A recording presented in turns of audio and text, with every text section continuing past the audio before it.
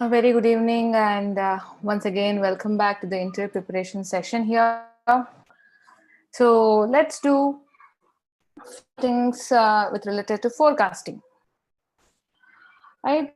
So, when we talk about forecasting, the way we deal with the data is quite different, right?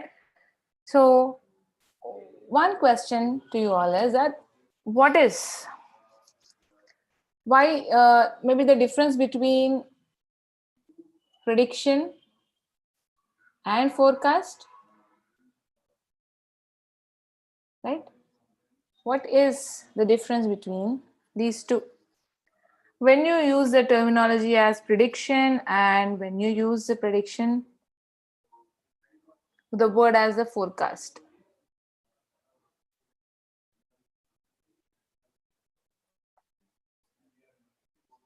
Yeah.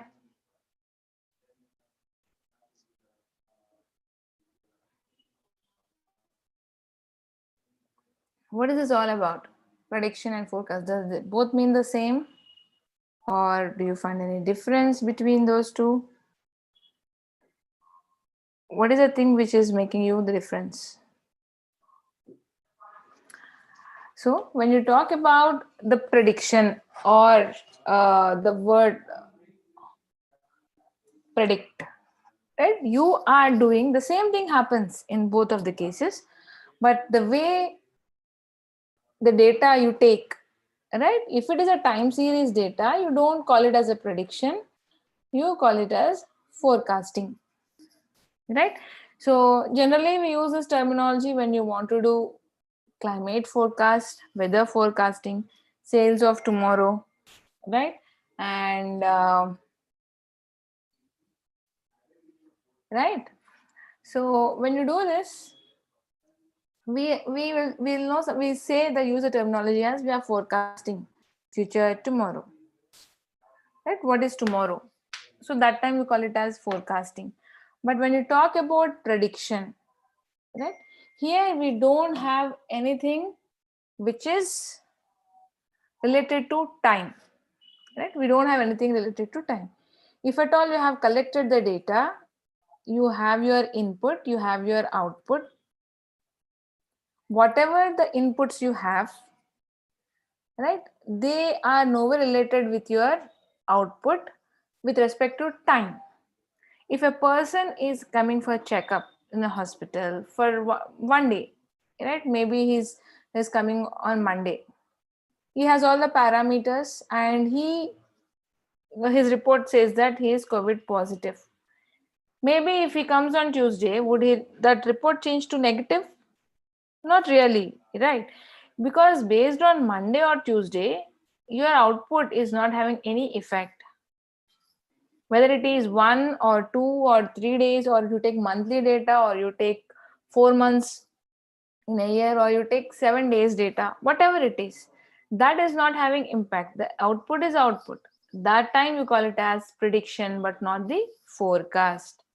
So here you are dealing with the data which is called as cross-sectional data. There's nothing but cross-sectional data. So when cross-sectional data is something where time would not play any important role. For time series, time plays a very important role. It means your past would have some impact on your future. Right? Your past have some impact on the future, and that past time is what you are taking into consideration here. Right? When you talk about predictions, definitely the first thing comes into your mind is a prediction, means regression. We do with respect to regression. So when we talk about regression, we have the best fit lines coming, right? The total scenario, you are doing predictions with using the best fit line. But here when you say series, it means that you have an order to follow, right?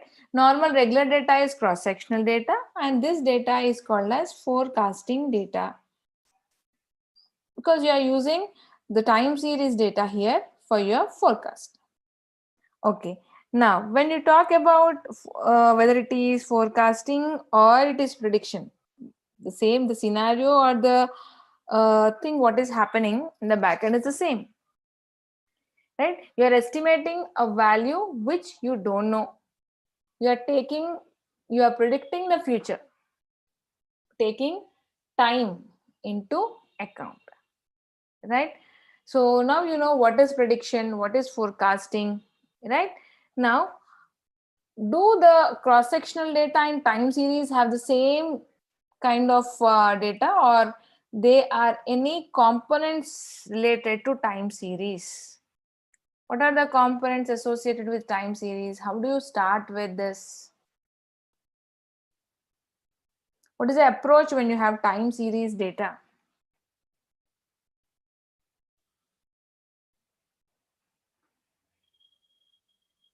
How it is decomposed? How do you deal with this time series data?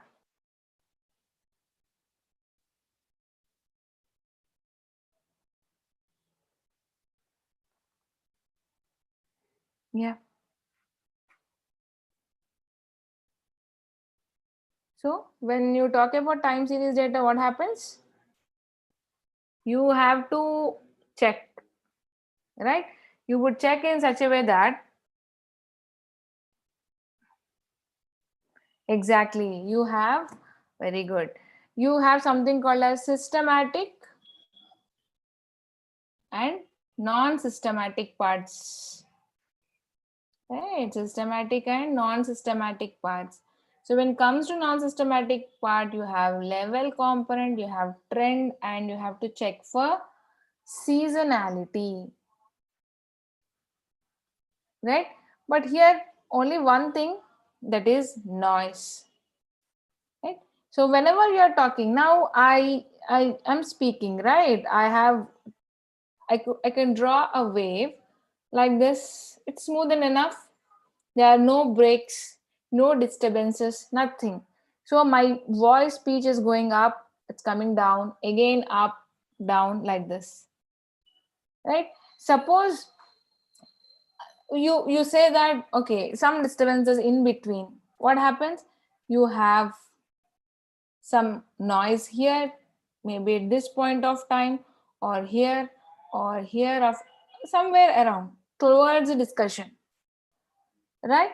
So whenever you talk about the non-systematic part, it is a noise, right? You will focus on noise also. Why? Because it is also a part of your data, and you need to think of how to reduce that particular noise component, right? You can say the other word could be irregular data also, right? That is nothing but irregular data. Now when someone would ask you what are the types of trend, right? When you say level component, you all know that level component is by default present in your time series data, right? It's by default there. But when you have the level component, that is the other name, you call it as average, right? If you plot any data, you have the average. Now, trend. If you talk about a trend means it could be a cyclic, or it could be local, or it could be global. How can you differentiate these three different trends?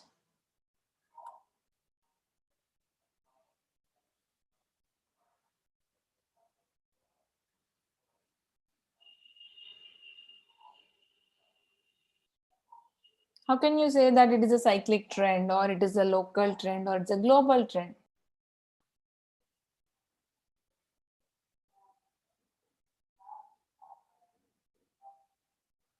Yeah.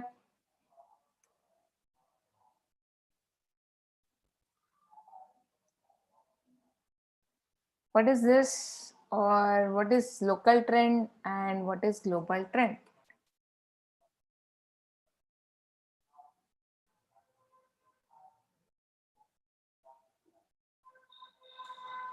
So you all know, right? When you're talking about global trend, you take overall for a period of time, for a particular period of time, means whole from Jan to December, what happened? This is nothing but your global trend, right? You call it as global trend. But what if you have something which is, for a limited period, right? Limited period. You have something, again it went off like this. This is specific to this Jan to maybe this is March. Now the gold rates are coming down. Don't know when it will go high. And again, when they'll fall down, we don't know. That is what is nothing but the local trend. It is something which, it limited time period, the trend would exist for one particular month or one particular quarter or year. But when it comes to cyclic trend, right? Cyclic trend, the rise and the falls, right? What happens to rise and falls here? They are not at fixed period. They are not at fixed period. That is your cyclic trend.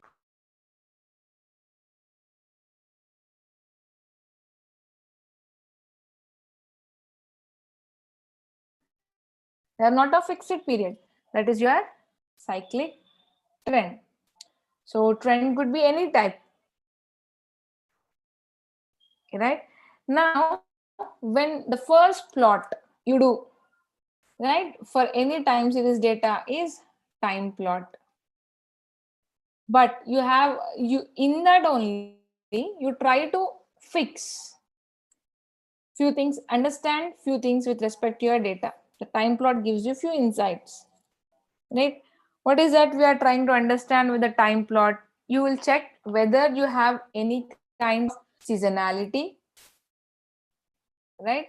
You check whether there is any trend in your data. Anyway, by default, you have the level component, right? Now, what about the lag plot? What about this lag plot? What is lag plot?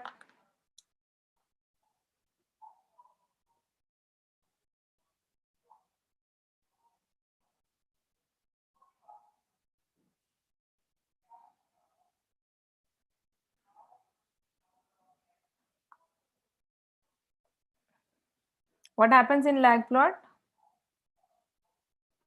It's equivalent to your regression topic or the algorithm scatter plot, right? It gives you the insights like a scatter plot. You try to find out the relation between its own lags, right? You try to find out how is a usually scatter plot gives you direction, whether linear or how is the strength, right? But lag plot is equivalent to your scatter plot, but you would get a plot where you have the response variable, right? You have the response variable and you have a plot between your response variable and its own lag, right? T minus 1. If your data, what you have now, you have your January data, this is Feb, right? If you take Feb 2021, your YT is this. Now YT minus 1 is your December 2020, right? Your December 2020. When you are giving, is this particular date important for prediction or, sorry, my bad, January. Only 1 month behind, right? So that is nothing but your Jan 2021. How this is important for predicting the sales or something for the month February 2021.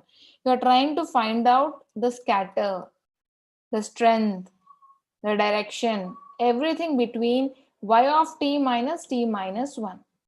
So t minus 1 is the back end, the last sample, very last sample you have, you should take into consideration or not. Means which would help me? Does January 2021 would help me, or December 2020 would help me, or so on and so forth in the backside. That many lags you do and you try to do a plot for that. So your y of t would become y of t minus k. So it is a plot between its own lags. Right? Now, do you think that ACF plot plays an important role in lag selection? If yes, how? What is the role of ACF plot in lag selection?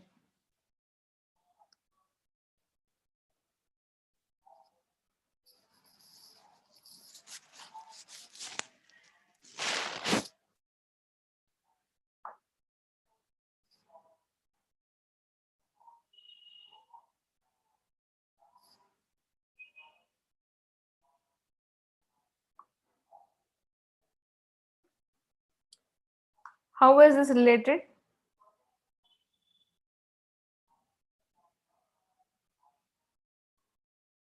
How is this ACF plot? What is ACF plot all about? So it is nothing but your auto correlation. We have the same terminology used for your cross-sectional data also. What is this autocorrelation plot all about? Is there any relationship in finding the lag value from this plot? Right? Whenever you are trying to find out for different lag values, right? Exactly. So when you're trying to do a plot between y of t and y1 of t minus k, right? When you do autocorrelation, you take y of t minus 1 plot, y of t minus 2, y of t minus 3. Which plot you have, you try to find out you take that particular value or the sample or the data for your prediction, right? Every lag would give you a relationship that is nothing but your R1, R2, R3. So whichever R gives you the same story of our correlation, 0.85, thumb rule, strong relationship, right? So we try and understand that. So for this, what happens is that you have a plot where the plot is drawn between, you get a two red color lines, that ACF plot, and you have the lag values, lag 1, lag 2, lag 3, lag 4. How many lags you want to take, that many you pass, right? So these two lines, in between two lines, in between these two lines, if you have these lags coming up, if you are crossing your red line and if you are not crossing your red line, that is 2 times your standard error, right? You remember point estimate plus or minus margin of error, right? So what happens if you think that there is no correlation, what happens to this? Total correlation is 0, R becomes 0, and there is no relationship between, you don't have any information. Take this value, you know that z1 minus alpha into sigma by root n. This is nothing but your standard error. If at all you are considering this value at 95% confidence, you write this z at 95% confidence SE. Z plus or minus 2 times SE. Why? Because this value is 1.96, approximately taking 2. So whichever lines you are drawing, you get through the plot, that is the lag value you can choose, right? That is a value you choose for your prediction, right? Or for your forecast, right? If at all lags are being crossed, which is a top, right? Highest value, highest correlation, that value you take for your consideration, that lag, like y of t, and you take 4 lags, or you take y of t For this, you are going for t minus 5, fifth lag. Right? So, and also there is what about this auto-regressive models? What is this used for?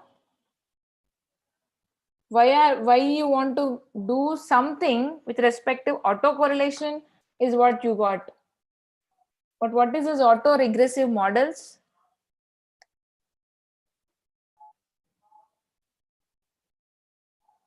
What are auto-regressive models?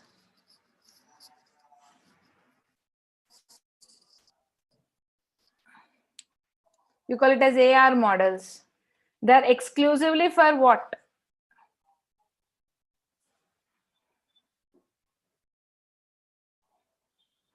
Even before you go for any other model based approach or data driven approach, or assume that you have built one of the model on your data, taking the lag values, taking 1 lag or 2 lag. Right? What is this model all about? What is this auto-regressive model?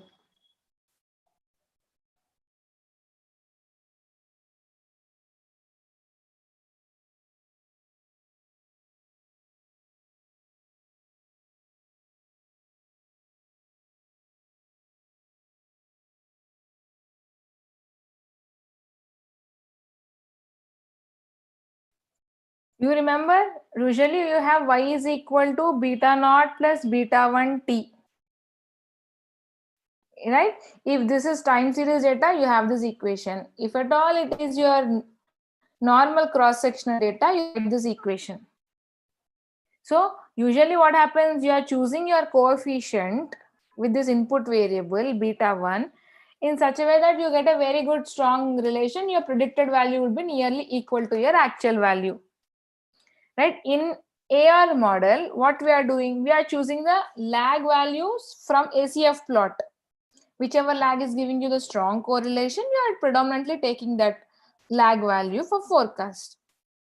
Okay, so you get usually depending upon the type of seasonality, whether it is additive or multiplicative or whatever. Exactly, every model is predicting future only. But here what you get here, according to this autoregressive plot, you get a prediction, right? You get a prediction here. Those predictions are for your errors. You are trying to predict future errors. When we forecast it, we calculate error, right? Usually whenever you take consideration, y of t is nothing but you get your predicted value and you add even error component to it, e of t. Right? This equation has some error component also. This is your predicted value. We all know that, right? Now from this, if I want to take e of t, I want to calculate errors. Obviously it is y of t hat minus this. So if I want to forecast specific value for a time period t, it makes sense that I have to add the forecasting also. Right? If I also add error, I might get a forecasted value which is very much close and accurate enough. Right? So how would I build now? I have this forecasted value. If I want to get this, I have to add the error also. So what is that hat predicted? When I take 100% of the data, we are building one final model on 100% data, we get the residuals. So whatever residuals are there, we assume that those residuals are also time series. Right? So we take that particular lagged value and you add it to your whatever the predicted value you have, the forecasted value, whatever you have. So that your forecast value would be more accurate. That is the interpretation of your auto-regressive model. This entirely works for errors, to forecast future errors. You rerun the model in such a way that none of your none of your residuals would cross this particular line. Means the autoregressive model will be rerunning many times that your values would never cross your plus or minus 2SC. If this is the case, you stop and you will see how many times you are running this autoregressive model so that you get such plot. For one lag, one time, if you are running for 2 times, it becomes 2 lags. If you are running for 3 times, it becomes 3 lags. Right? Usually, whenever you are taking autocorrelation plot or anything, you are taking the best R value, which lag is giving you the best correlation, right? Which R1 or R2 or R3, which one is giving the best correlation? So what happens to your y of t? Y hat of t is equal to beta naught plus beta 1. You take y of t minus 1. Which lag is giving you that? You take that. Suppose now for me R1 is the best, highest correlation. So when you are forecasting, this is not actually y, it is your error term you are forecasting in your autoregressive model. This is not actually y, this is e of t, which is nothing but your beta naught plus your beta 1 into e t minus 1. You are taking lag 1 for forecasting the errors. Right? So whenever you go for ensemble models in forecasting, you have AR where AR stands for autoregressive, I stands for differencing, MA stands for moving average. Right? So this autoregressive model, you have the component could be P, D, Q. How many times this lag, which lag you are taking into consideration? If you are taking one lag, you write it as 1. Otherwise, you write it as 0. Otherwise, you write it as, if you're not using this, you write it as 0. Differencing not done, nothing. Only autoregressive model you are running in the ARIMA model.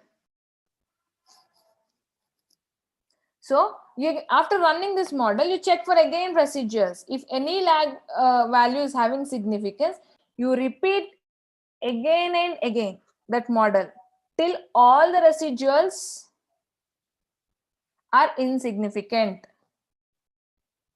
Right? It's just like, for autoregressive model, you are going on squeezing the sugarcane juice, crush it, get the gas out of it, you get the juice away. Till that time, you keep on running that entire, they become insignificant like this for all the lags. Right? Until the plot becomes, you keep on squeezing it. That many times you rerun it. That would be your p value when you run your ensemble model. Right? That is your autoregressive models. Okay. What is this last sample technique? What is this last sample technique?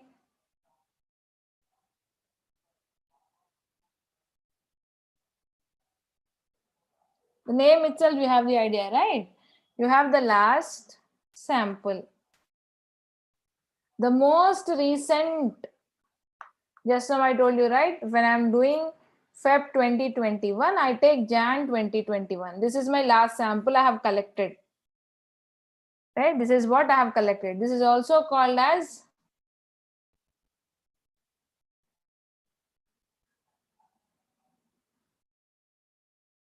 naive forecast.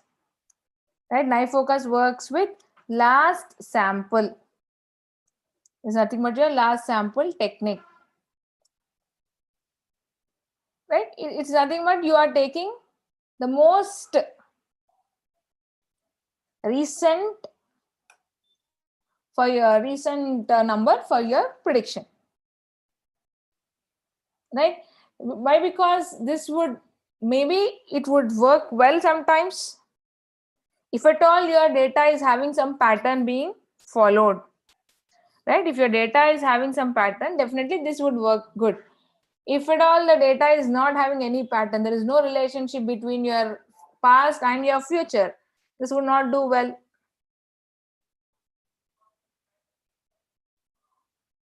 right? Now, are the steps involved in forecasting, they are the same, or anything newly added to our CRISP-DM part? Anything other than that you have here? Steps involved in forecasting? For any business problem,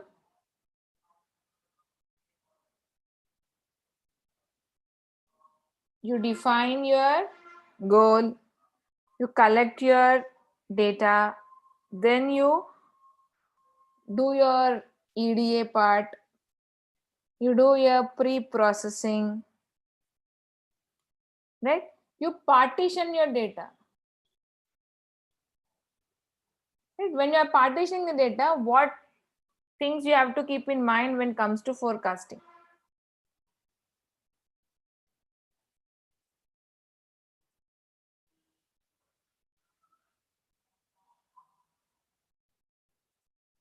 Yeah. Can you take you can split however you want to do, because when you talk about your training and your validation, right, you should think of what type of technique you are applying here for your partitioning of your data with respect to time series. Correct? So how do you do partition here?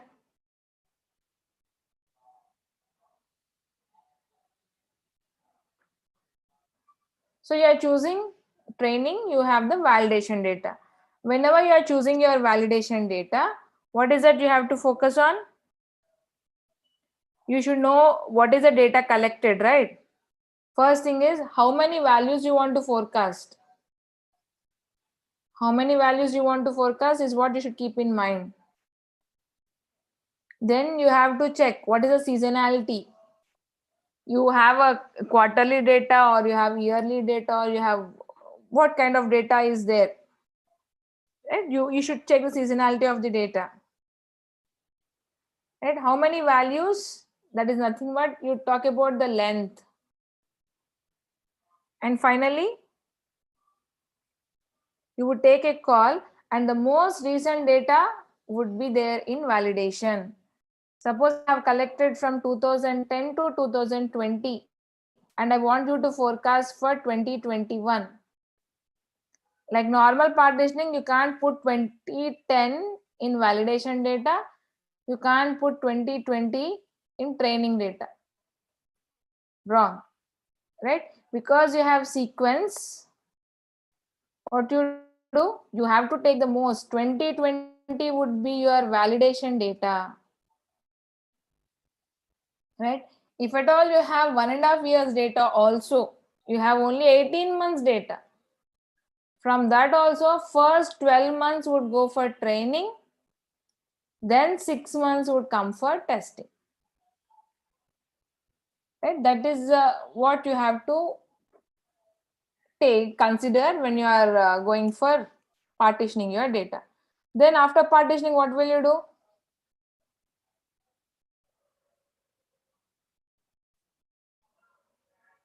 You have explored your you have to apply your forecasting models.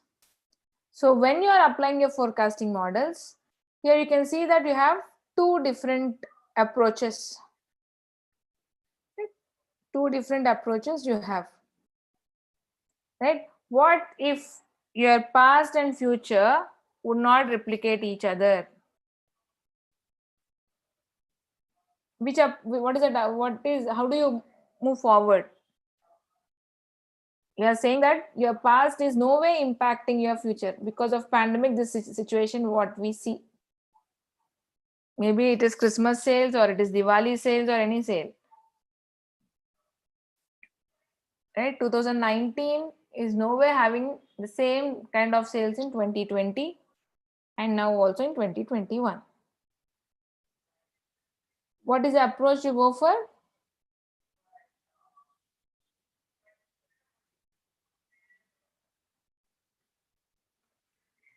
you take data driven approaches, right? You move forward the data driven approaches, assuming that past is not affecting your future. Means past is not having no impact, not effect, no impact on future. There is no relationship between both.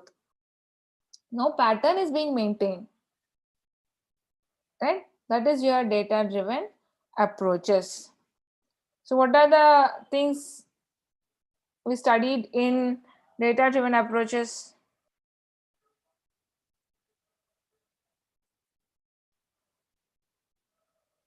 Smoothing, right? The most important is you're smoothing your data.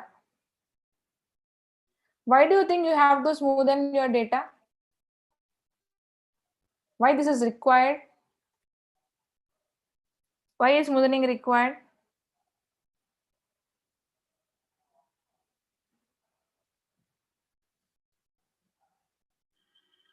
What for?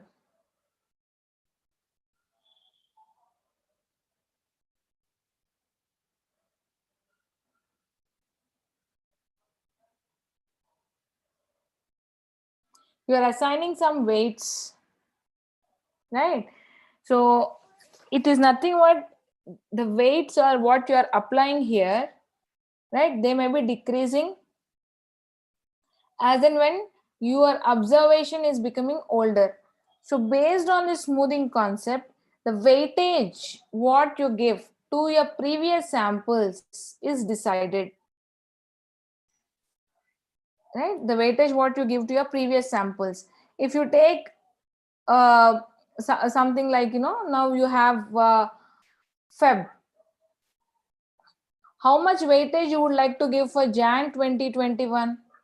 More weightage, right? As and when you keep on move backward, right? The weight, these are all your previous samples. These weights would go down. So that is happening in smoothing. So though you talk about only smoothing models, you have two things here, right? You have moving average, you have exponential smoothing, simple exponential smoothing, double exponential, and Hall-Winter technique.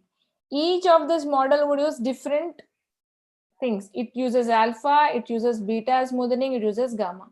Assuming that only level component is there, assuming that only level and trend are there, assuming that all the three are there, all the three components are present, you are moving forward. So what is the thing happening with moving average?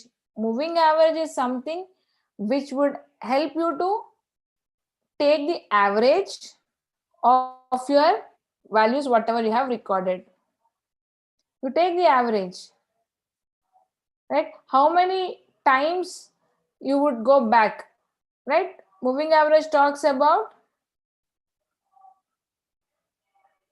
you would say that you go one, if the moving average you want to take a window width 4, right? Y becomes y of t minus 1, t minus 2, y of t minus 3, y of t minus 4, including y of t. So 3 minus 3. You take average of all this, that you say that it is your forecasted value. That is happening in moving average. If at all you improve this 4 or 5 or 6 or 7, right, moving average, your model would become more and more smoothing. The clutters whatever you have, right, it may become smoothened like this, right? Now the question is, are you able to apply any of these models, right? If the data is not stationary also, can you move forward? Or is it necessary that if at all the data is stationary, then only you will move forward? Is there any condition like that?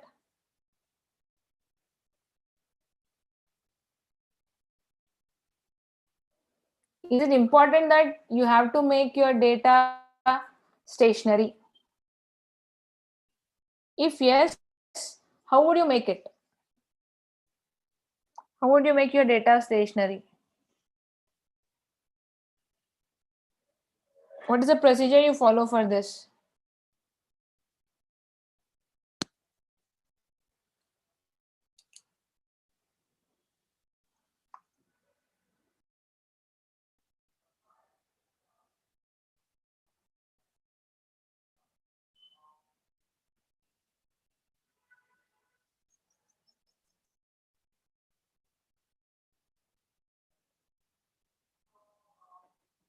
Yeah. So you want to assume, we are all building the models assuming that the data is stationary. Stationary means this data has no trend and no seasonality. Right? You are assuming this. But if at all you want to remove trend and seasonality, if the data is not having any trend and any seasonality, you call that particular data as stationary data. Right? You call it as stationary data. So how do you do this? How do you remove your trend component? You take your y of t and you subtract it from 1 lag difference.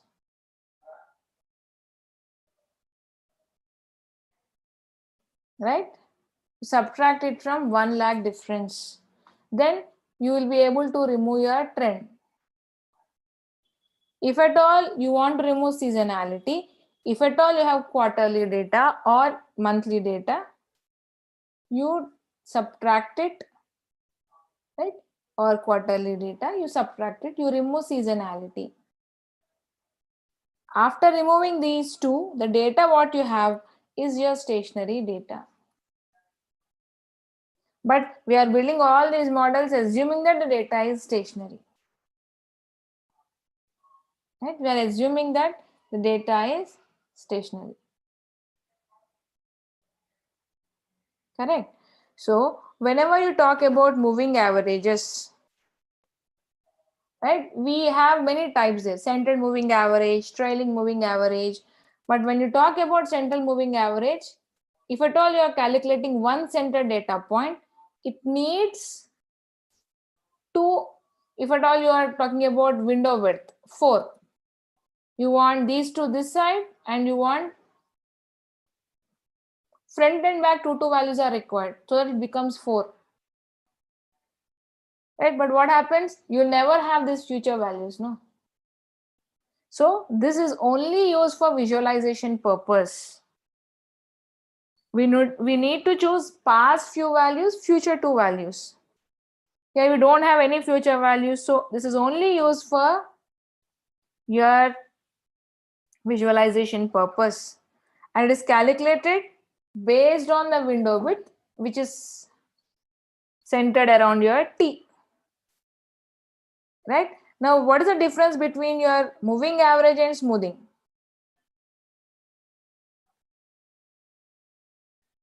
Moving average would assign weights, right? Moving average would assign weights equally to all the observations, to all the past values. There is no priority here, right?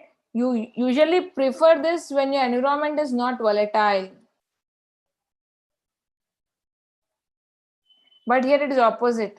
Just now we have seen no alpha, beta, gamma smoothing constants. You will apply more weight to recent observation, less weight to past observations. When it is volatile only, you would prefer choosing that. Right? So these are the smoothing constants. What you have is 0.2, 0.15 and gamma being preferable. You can use this. Otherwise, you can leave it to your algorithm so that it would give you the best alpha, best beta, best gamma so that you get a best accuracy. Right? So this moving average, what you are building here, the same thing what I spoke a minute before, that is ARIMA. Autoregressive moving average. In between you have your differencing. right? It is nothing but you are doing a double differencing. You want to do a differentiation or integration of two models. If you don't do it, it's called as ARMA. Otherwise, it is ARIMA model. Right? You can detrend your data, you can deseasonalize your data based on the window width. Right? So this is about few things with respect to your forecasting. So when you come to modernized approach, various possible combination you can make. Assuming there is a kind of trend which is linear trend, that trend you will have many models build. You can build based on seasonality. You have the models being built, right? So these are a few things which you need to remember with respect to forecasting. Okay, I'll stop here. Thank you so much for joining the session.